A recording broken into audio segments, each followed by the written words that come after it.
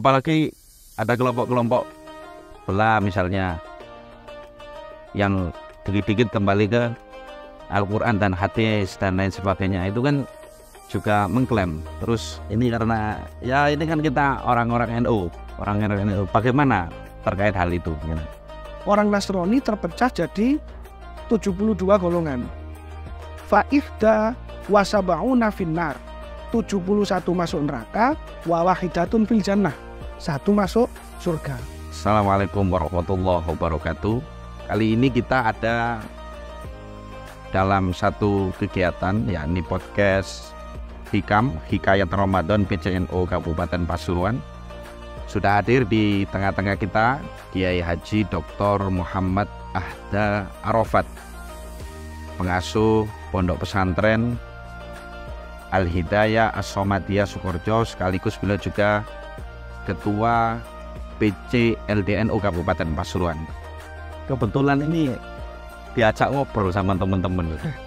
Diajak ngobrol, saya yang ditugasi untuk ngobrol soal azwaja.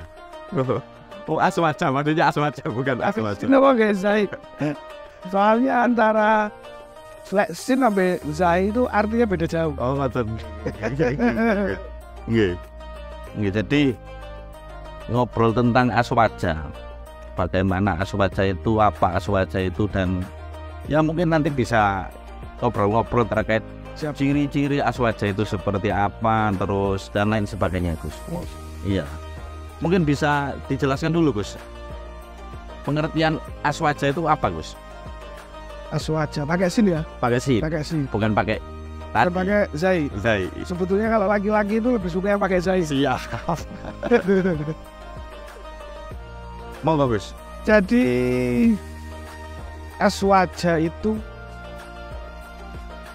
simpelnya begini, azwaja itu faham yang diyakini oleh sebagian besar umat muslim bahwa faham itu adalah satu-satunya faham atau kelompok yang nantinya akan masuk surga.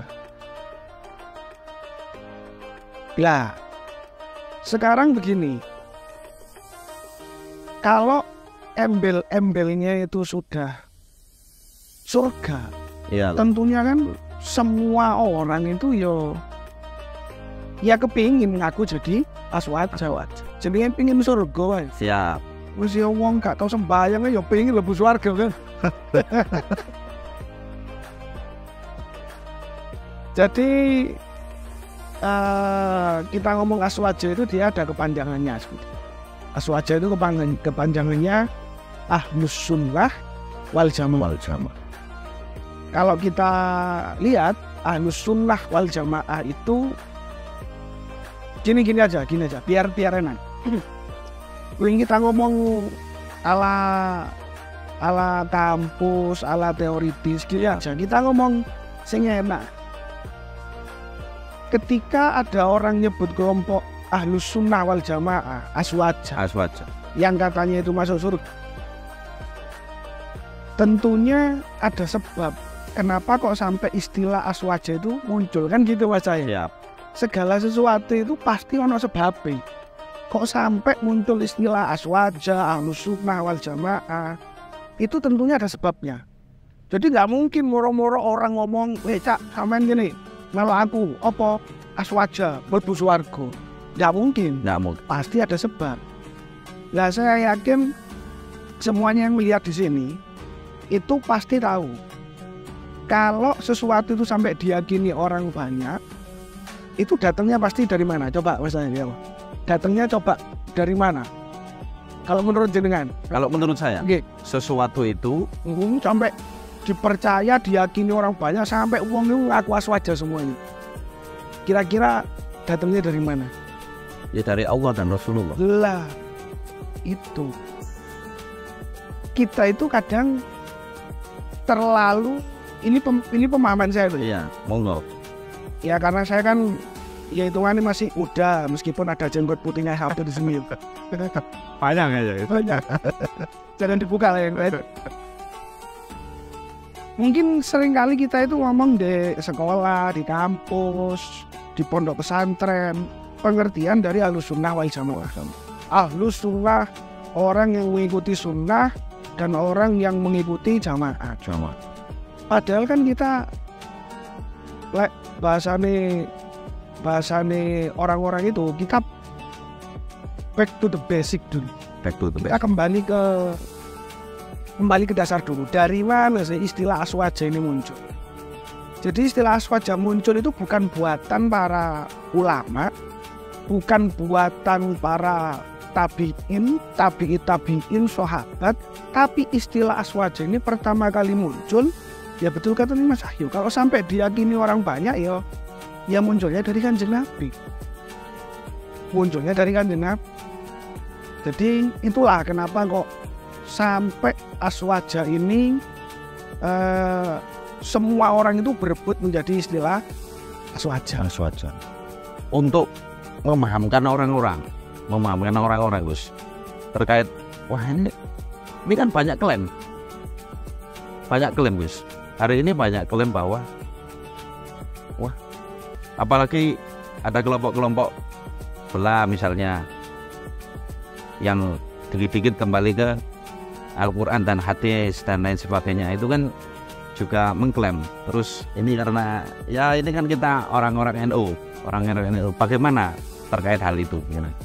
Semua orang itu berhak mengklaim bahwa dirinya yang paling benar. Semua orang berhak mengklaim dirinya yang paling benar. Semua orang berhak mengklaim dirinya aswaja. Semuanya. Tapi kan kalau sekedar mengklaim saja, maka anak kecil kelihatan sepeda pancal, terus tiba-tiba dia klaim wekku, sembilannya teko wekku, otot-ototan. Kalau kita mau mengklaim, tentunya kan harus ada dasar yang benar. Atas dasar apa kita mengklaim? Ya, dasarnya apa Gus? Bisa dijelaskan? Tanah lah, misalnya tanah. Nah, ya siap. Mas saya ada urusan tanah. Aman, sudah selesai Gus. Sudah selesai. Alhamdulillah. Barokahnya podcast ini kan ya. Kalau kita mau mengklaim tanah, kan nggak mungkin tiba-tiba kita datang ke tanah seseorang atau bukan tanahnya siapa-siapa, terus kita buat patokan, ini tanah saya. Tidak, harus ada bukti yang benar, yang legal bahwa itu merupakan tanah yang kita miliki. Tentunya dengan bukti-bukti yang berdasar. Historinya misalnya ya, sejarahnya, kepemilikan sebelumnya dan lain sebagainya. Kalau kita ngomong aswaja, ini memang disinggung histori. Pertama kali muncul istilah aswaja itu ada di hadisnya Kanjeng Nabi. Nggak main-main ini. Jadi bukan moro-moro ada ulama bilang aswaja, tidak. Justru hadisnya Kanjeng Nabi. Hadis Kanjeng Nabi, saya bacakan aja ya. Enak, saya gak keliru. Nggak khawatir disebut wong lek keliru. Memane artine tok nggak artine tok ya iso. Monggo Gus, monggo. An Auf bin Malik, dari Auf bin Malik qala Rasulullah, Nabi Muhammad berkata, iftaraqatil yahud ala ihda wa sab'ina firqatan. Orang Yahudi itu terpecah jadi 71 golongan. Fawahidatun fil jannah, satu masuk surga, wa sab'una finnar, 70 yang lain masuk neraka. Wa iftaraqatin nasara ala tintaini wa sab'ina firqatan. Orang Nasrani terpecah jadi 72 golongan. Fa ihda wa sab'una finnar, 71 masuk neraka, wa wahidatun fil jannah, satu masuk surga. Jadi kalau Yahudi jadi 71, satu masuk neraka, satu masuk surga, 70 masuk neraka. Kalau Nasrani 72, satu masuk surga, 71 masuk neraka. Nah terus ketemu orang Muslim. Walladzi nafsu Muhammadin biyadihi. Nabi Muhammad itu sampai sumpah dengan jiwanya. Jadi kita main-main nih. Sampai sumpah. Walladzi nafsu Muhammadin biyadihi. Demi Allah, jiwa saya itu ada di kekuasaan Allah dan saya bersumpah atas hal itu. Kan dilanjutkan. Lataftariqunna ummati, umatku akan terpecah ala salasin wa sab'ina firqatan. Jadi 73 golongan. Wa wahidatun fil jannah, satu masuk surga, watintani wa sab'una finnar. 72-nya masuk neraka. Kalau misalnya ya gimana Gus? Ada klaim Rasulullah seperti itu, apa yang akan panjenengan tanyakan ke Kanjeng Nabi? Rasulullah ngomong kayak gitu, 73 golongan, satu masuk surga, 72 masuk neraka. Yang panjenengan tanyakan Kanjeng Nabi, yang masuk surga itu siapa? Gitu.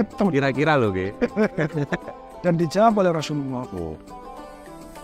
Gila ya Rasulullah, manhum. Sahabat itu jadi mirip-mirip ambil awak dhewe lah. Oh gitu ya. Lah pilihane surga neraka yang milih swarga. Guys ya.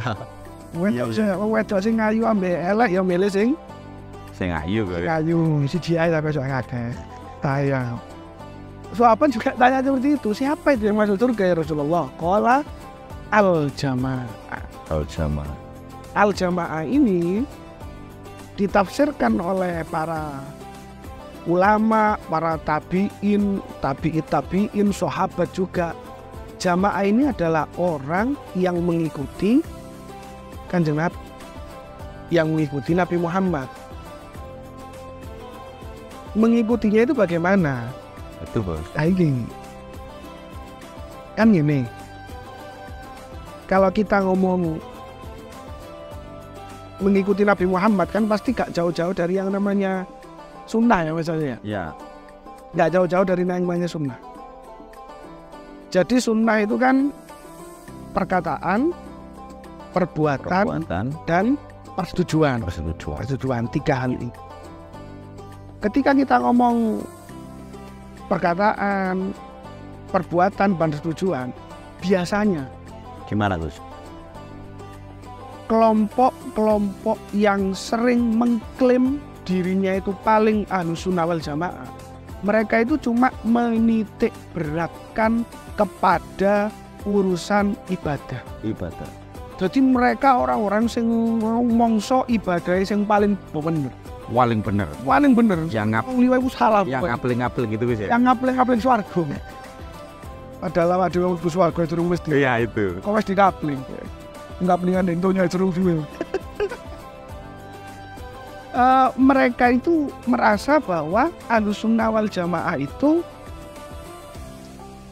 hanya urusan ibadah saja. Padahal gimana Gus? Padahal gini,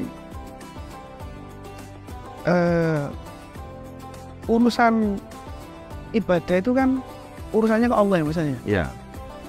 Allah itu Ghafurur Rahim. Mohon maaf, misalkan kalau kita gak puasa, bedih wes kita gak puasa, wes bener lah. Kemudian kita nyaur puasa kita minta maaf sama Allah, diampuni apa gak? Diampuni Gus. Nah Allah Ghafurur Rahim. Jadi awak dhewe duwe salah, kita masih berada di jalan sing gak bener, selama itu salahnya ke Allah dimaafkan. Yang jadi masalah itu satu, kalau kita punya salah ke orang lain ya. Kalau kita punya salah ke orang lain, maka Allah itu tidak bisa mengampuni kalau orang itu belum memaafkan. Itulah kenapa kalau mungkin jenengan mikir ngapain Gus lari-lari ke situ. Inilah kenapa aspek aswaja itu jangan hanya dilihat cuma masalah hablum minallah, tapi lihatlah juga aswaja Ahlus Sunnah wal Jamaah, ikut sunnahnya Kanjeng Nabi, itu juga dari aspek hablum minannas. Kalau kata orang-orang di luar itu berarti vertikal horizontal. Oh gitu ya. Betul bagusnya. Betul. Ke atas dan ke samping gitu ya. Ya kan kok gak ahlul Quran, kok ahlus sunnah gitu, gimana Gus? Terkait pertanyaan-pertanyaan seperti ini. Mungkin pernyataan saya ini agak kontroversial dikit. Saya punya guru di Sudan, mazhabnya Maliki. Sholatnya kemarin sempat kita ajak ke kantor PCNU juga. Sholatnya Maliki, Allahu Akbar. Tangannya di bawah. Tidak ke sini. Allahu Akbar, tangannya di bawah.